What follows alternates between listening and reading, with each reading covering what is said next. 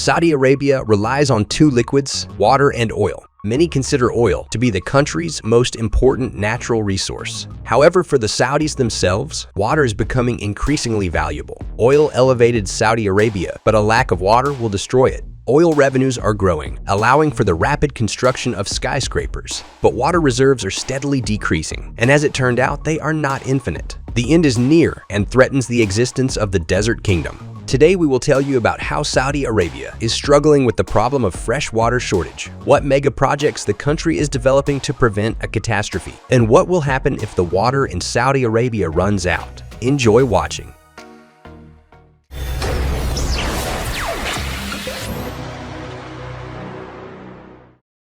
Water bottles move along a conveyor at the Bahrain plant in Riyadh, while pools of water gather on the concrete floor. In the second warehouse, tanks hum as water, which comes from precious underground springs, undergoes a 6-stage purification process before being poured into bottles. In Saudi Arabia, there are only two sources of water, the sea and deep wells. We're in the central region, so there are only deep wells here, says Ahmed Safar Al-Asmari, who manages one of Bahrain's 2 factories in Riyadh. The water supply issue of Saudi Arabia doesn't concern Asmari, perhaps not surprisingly, considering he makes a living from selling water. Studies show water in some reserves can stand consumption for another 150 years, he says. In Saudi Arabia, we have many reserves. We have no problems in this area. However, his confident predictions are not supported by facts. One of the groundwater experts in Saudi Arabia at King Faisal University predicted that the kingdom's water reserves would last for another 13 years. Groundwater resources of Saudi Arabia are being depleted at a very fast rate, declared the UN Food and Agriculture Organization as far back as 2008.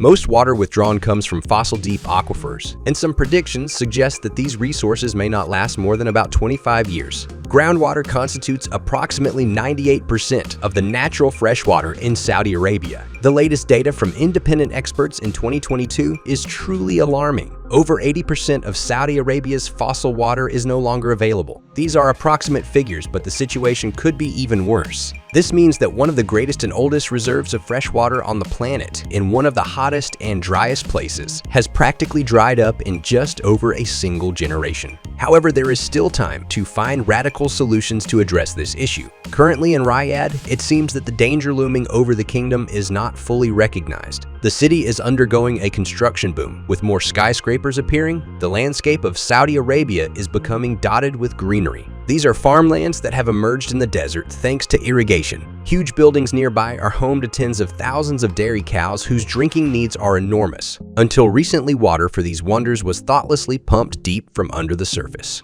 Landowners were allowed to extract water from underground reservoirs without restrictions to sustain irrigated fields in the desert. Traditional flood irrigation, which uses more water than drip irrigation or sprinkler systems, was used on 35% of agricultural lands. This led to an annual water pumping rate peaking at an average of 5 trillion gallons, enough to drain an average lake. Such thoughtless water consumption has led to horrific consequences. Everyone knows that this desert city owes its existence to the discovery of oil in 1938. But fewer people understand that water was no less essential than oil. For decades, efforts were made to make the desert bloom and sustain the city's population. This led to the development of agricultural projects to cultivate water-loving crops like wheat on farmland, the expansion of which depended on estimates and calculations approved by the royal family. Many doubt the accuracy of the kingdom's optimistic oil reserve estimates. Yet the looming threat of water shortages could be an even more dire problem. Saudi Arabia consumes twice the global average amount of water per person at 263 liters per person per day,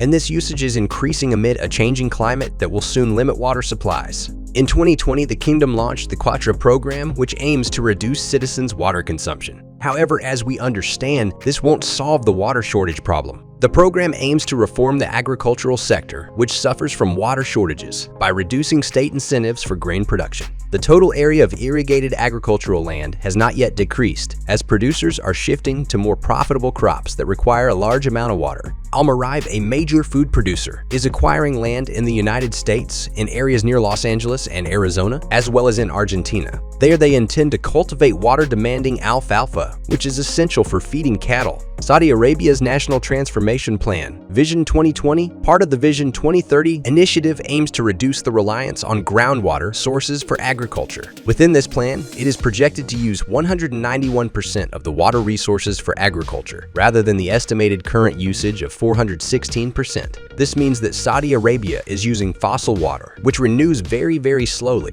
Desalination of seawater has long been considered an effective means to combat the growing water scarcity threat in the Middle East. Saudi Arabia occupies a leading position in the world in terms of the volume of desalinated water it produces. Currently, the kingdom operates 31 desalination plants. Desalinated water, unlike natural fresh water, accounts for 50% of the water consumed in Saudi Arabia. The remaining 50% is sourced from groundwater. However, this comes with high energy costs. Researchers from King Abdulaziz University in Jeddah calculated that the demand for desalinated water is increasing by 14% annually. Yet they add that desalination is a highly expensive and unstable process. Desalination plants also pose environmental harm, as their operation releases pollutants into the air and poses a threat to marine ecosystems. The most challenging task is to change water consumption habits to avoid an impending water scarcity crisis. In this regard, another major project that the kingdom intends to implement, the Red Sea Project, is a double-edged sword. On one hand, it will create a tourist Eden, the size of Belgium, designed to attract no fewer than 1 million visitors annually to its pristine beaches. 50 new hotels will be constructed for visitors. Tourists will bring money that can be used to increase water resources. On the other hand, this gigantic complex will consume an enormous amount of water resources itself, with a daily consumption of 56,000 cubic meters. It is not a fact that there will be any profit in the end. According to Stratfor, many experts suggest that Saudi Arabia should focus on existing cities and direct funds from oil sales toward the modernization of poor areas and towns. For instance, the city of Jazan, with a population of nearly 2 million, is facing water supply issues in its water supply system. In every building, not only in poor districts but also in normal ones, water barrels are present. From this, we can conclude that water is not supplied continuously, but several times a week, and then it is consumed from the barrels by means of electric pumps for each individual apartment. The same situation can be observed in other Saudi cities as well. The biggest problem is that water in natural underground reservoirs is not replenished. The region receives an average of 100 to 200 millimeters of precipitation per year, making groundwater in this region a non-renewable resource. Yet in 2023, Saudi Arabia ranks third in water consumption per capita, trailing only the United States and Canada.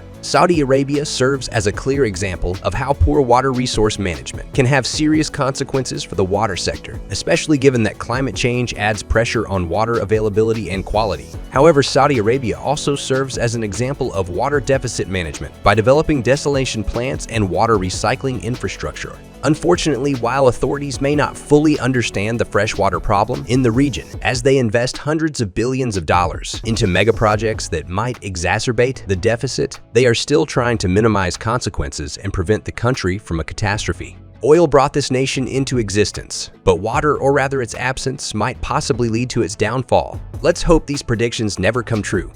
Write in the comments, what do you think about this problem of Saudi Arabia? Do you think the authorities are doing enough to solve the fresh water shortage? If you enjoyed the video, don't forget to like it and subscribe to the Kara Show channel. Also, check out our previous videos. See you later.